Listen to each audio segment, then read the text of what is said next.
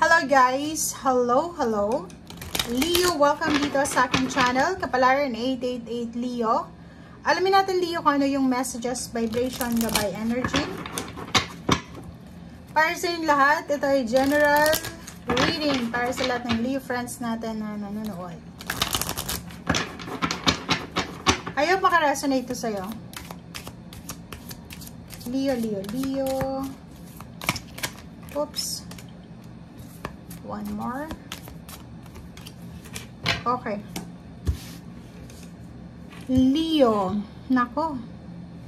Alam mo yung Leo na to, na pwedeng, ang barahan mo Leo na to, is, pwedeng makaresonate to sa lahat ng Leo. Kasi, habang nanonood ka sa ngayon, kahit hindi mo aminin, sobrang bigat ng pakiramdam mo. 'Di ba? Every day, namumroblema ka sa pera. Every day, namumroblema ka sa buhay mo, parang ganoon, sa health mo. So, dito sa barahan to, sinasabi na para daw ma-uplift yung thoughts mo, yung energy mo, medyo sumigla ka naman, sinasabi ng baraha dito na kailangan natin ng positive affirmation. Huwag kang maging negative, pero hindi ka naman usually negative kasi sobrang taas ang confidence mo sa sarili mo. So, sa barahang ito, sinasabi na, iwasan mo lang yung pagiging negative, iwasan mo yung negativity sa buhay mo, yung drama, para makuha mo yung desire mo, ma-attract mo kung ano talagang gusto mo. Okay?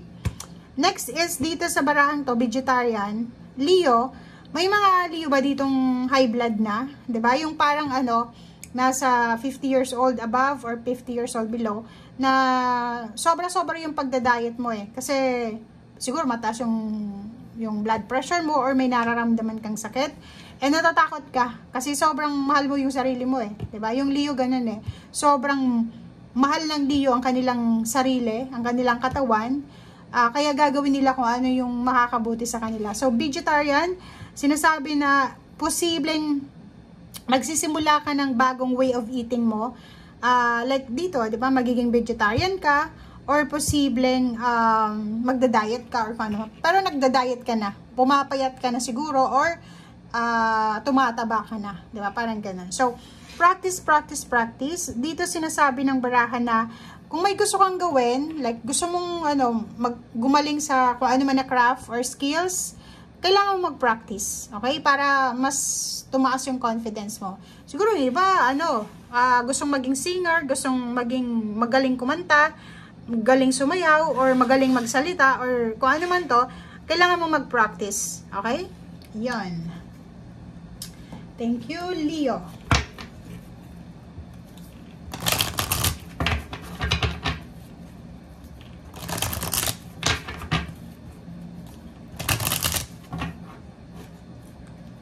Okay.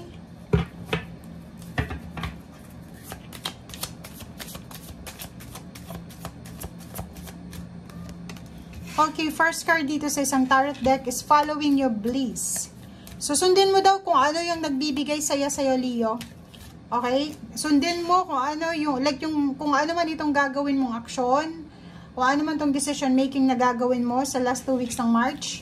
Sundin mo yung bagay na alam mong nagbibigay sa'yo ng ligaya, ng saya. Open your heart to love, 'di ba? So, if single ka, kahit hindi ka looking for a relationship, kailangan mo pa rin na ibuksan ang iyong puso sa mga gustong pumasok dito. Okay? Kung kailangan mong humingi ng tawad, humingi ka ng tawad. Kung kailangan magpatawad, magpatawad ka. Kasi dito sinasabi ng barahan na yung health mo, connected yan sa kung ano yung nangyayari sa puso mo. Diba? Kahit sabihin mo na, wala akong kasalanan, mabuti akong tao, ganito, ganyan. Pero may mga guilt feelings kayo na nahirapan kayong mag-move on. Nahirapan kayong matulog. Parang gano'n. May mga problema kayo sa pagtulog. Disturb yung pagtulog nyo. So, may kailangan kang gawin ngayon. Decision making. Leo. Diba? So, tingnan mo, Sinasabi ng baraha sa'yo dito na may posibleng balita ka na matatanggap tungkol sa trabaho, tungkol sa choices. For example, ang tagal mo nang naghihintay, Leo, ng promosyon sa trabaho or kahit tawag sa ina-applyan mo, pwedeng makatanggap ka ngayon ng balita. Okay? O, tapos na yung paghihintay mo. And sobra kang magiging strong, empowered. So, kung ano man ito, Leo, na balita na posibleng matanggap mo, papasok ka sa bagong estado ng buhay mo. Magle-level up ka. Okay? Magiging strong, empowered ang mga Leo ngayong last 2 weeks ng March. Okay? Comment down below if yun yung gusto mo or yun yung minamanifest mo.